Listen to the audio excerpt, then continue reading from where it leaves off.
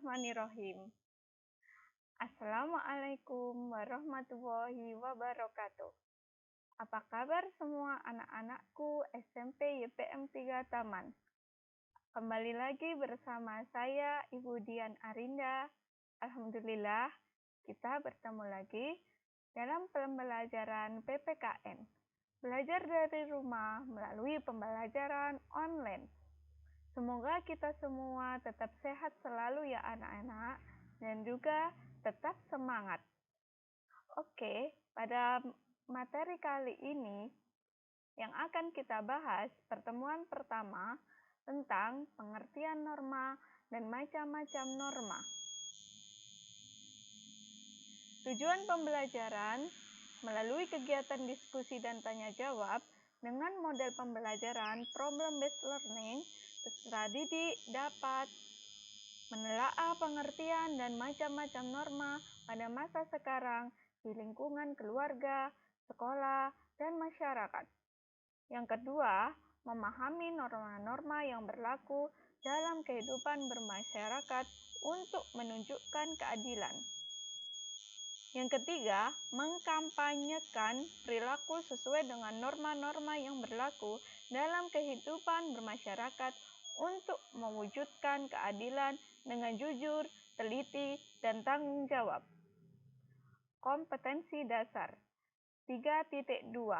Memahami norma-norma yang berlaku dalam kehidupan bermasyarakat untuk mewujudkan keadilan. Tahukah kamu apa itu norma? Norma adalah aturan yang berlaku di lingkungan masyarakat, berfungsi sebagai panduan dan pengendali tingkah laku masyarakat. Norma yang berlaku di lingkungan masyarakat ada 4 macam, dan setiap norma mengandung sanksi yang berbeda. Selanjutnya, ada 4 macam norma yang harus kalian ketahui. Yang pertama, norma agama. Yang kedua, norma kesusilaan. Yang ketiga, norma kesopanan. Yang keempat, norma hukum. Baik, norma agama. Norma agama di sini, norma yang mengatur hubungan manusia dengan Tuhan dan manusia dengan sesamanya. Norma agama bersumber dari kitab suci dan bertujuan untuk membentuk manusia menjadi baik. Sanksinya adalah berupa dosa. Selanjutnya, contoh dari norma agama. Yang pertama, beribadah sesuai agamanya. Contoh yang kedua, berdoa sebelum pelajaran.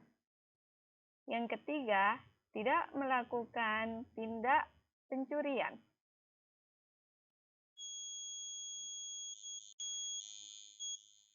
Selanjutnya, norma kesusilaan. Norma kesusilaan adalah norma yang mengatur tingkah laku manusia yang berasal dari hati nurani. Bertujuan membuat manusia menjadi pribadi yang lebih baik lagi. Sanksinya berupa tekanan batin, penyesalan, dan ketakutan. Contoh dari norma kesusilaan, yang pertama, tidak mencontek saat ulangan berlangsung. Yang kedua, tidak menyakiti hati teman. Selanjutnya, norma kesopanan. Norma kesopanan adalah norma yang mengatur tingkah laku manusia dan berasal dari aturan yang berlaku di masyarakat. Tujuannya membuat manusia lebih sopan dan santun dalam bertutur kata dan juga bertingkah laku. Sanksi berupa teguran, hinaan, cemooh, ataupun pengucilan. Contoh dari norma kesopanan diantaranya yang pertama, menghormati guru. Yang kedua, bertutur kata santun dengan orang tua. Yang ketiga, bertegur sapa saat bertemu dengan teman di jalan ataupun dimanapun kalian berada. Yang terakhir, Norma hukum. Norma hukum adalah norma yang bersumber dari undang-undang yang dibuat oleh negara dan bersifat mengikat. Tujuannya menciptakan manusia dan masyarakat yang aman dan tertib. Sanksi bagi pelanggar norma hukum bisa berupa denda ataupun kurungan penjara. Contoh dari norma hukum diantaranya yang pertama, taat berlalu lintas. Yang kedua, tidak korupsi. Berikut kami sajikan gambar tentang adat istiadat yang ada di masyarakat. Adat istiadat adalah kebiasaan-kebiasaan sosial yang sejak lama ada dalam masyarakat dengan maksud mengatur tata tertib.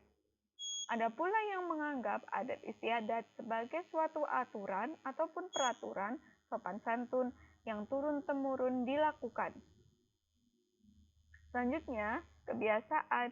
Kebiasaan adalah perbuatan yang dilakukan secara berulang-ulang dalam bentuk yang sama karena orang banyak menyukai dan menganggapnya penting serta harus dipertahankan.